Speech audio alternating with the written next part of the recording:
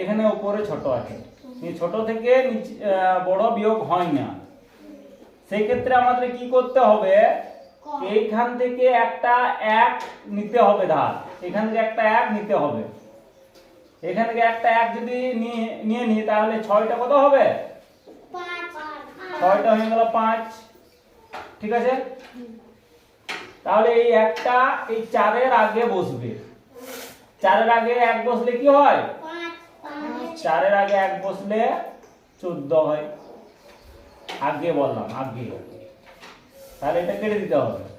ঠিক আছে, এবার এই 3 এর এইখান থেকে একটা 1 কমে এই 3 এ যাবে। ঠিক আছে, তাহলে এখান থেকে একটা যদি 1 কমে যায়, 14 থেকে 1 কমে গেলে কত হয়, 13 হলো। আর এই একটা যেটা কমে গেছে সেই একটা এই 3 এর আগে বসবে, তাহলে 3 এর আগে 1 বসলে 13। ঠিক আছে, এবার বিয়োগটা করব।